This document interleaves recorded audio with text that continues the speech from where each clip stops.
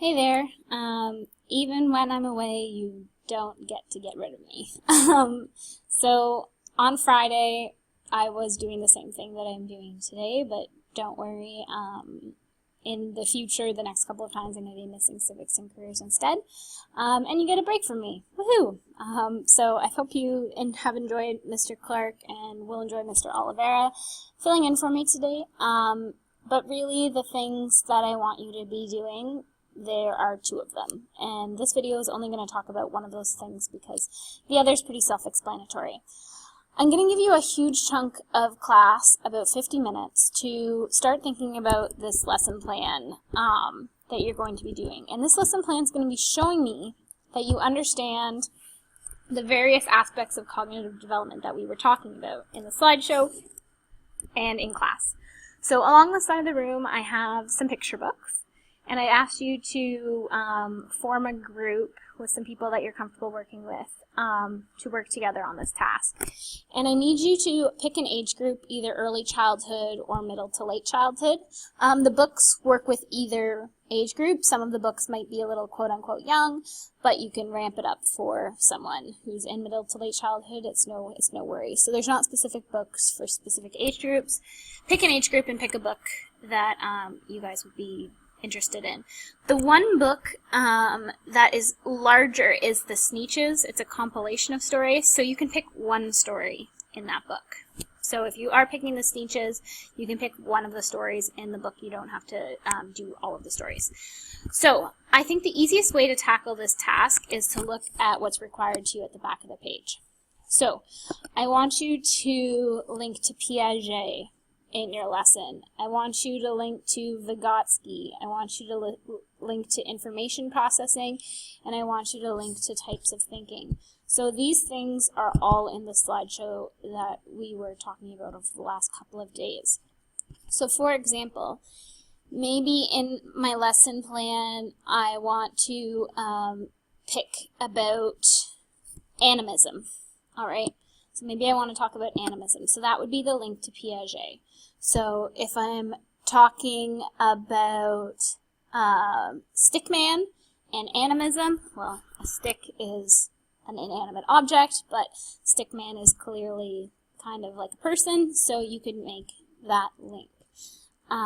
You could talk about egocentrism. It doesn't even have to be a link in the book. What you're doing with the kids could tie into one of the ideas. So for example, the balloon tree.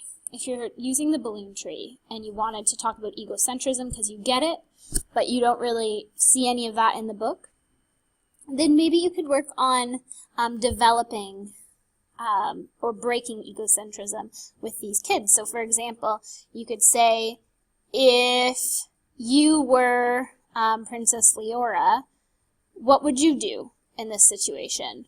And then trade with a partner. The kids would trade with a partner and then see how their peers would differ from what they would do. And so they would be seeing that, like, other people have different ways of solving problems. So that would be a way to link to Piaget. And all of these are in your list. So with Vygotsky, you basically have two ideas. You can talk about scaffolding. So like trying something together as a group and then letting them try it in partners and then letting them try it by themselves. This is a way of easing them in to a task. Or you could talk about the zone of proximal development.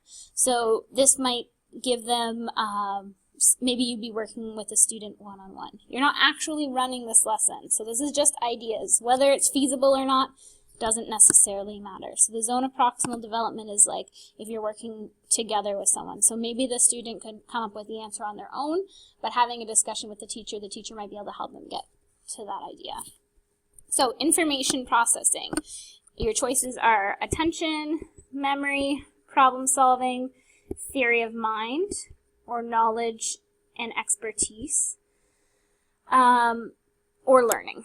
So maybe you want to work on problem solving. So maybe in part of your activity you're doing some sort of problem solving task, or you're asking them to reflect on like an aspect of their theory of mind, all tied to the book. Maybe you're working on attention. So maybe you're going to do some sort of cool attention activity with the kids. And then the last thing that I want to see in your lesson is the types of thinking. So the types of thinking are critical thinking, creative thinking, scientific thinking, or metacognition, which is kind of thinking about thinking. So I want to see one of these in your task, and I've come up with some verbs that might help you. So creating would be more critical thinking, while scientific would be like explaining or observing. Thinking about thinking is reflecting or explain how you can see the words that I use all involve you. So this is a hard task, but I want you to have some fun with it. And I think that thinking of the different ideas that you can have after you're reading the story might help you. So what I would suggest is in your group, have someone play teacher and read the story out loud to the group. If you want to go into the hall and you can work quietly, that's totally okay with me if it's okay with Mr. Oliveira, if some of the groups want to go out there. So read your story, then look at the different circles and try and like come up with an idea for each of the circles from the PowerPoint, and then start looking at the activity outline. So how would all of these things work together? So there's my phone, so I hope this video helped, and I look forward to seeing what you come up with tomorrow.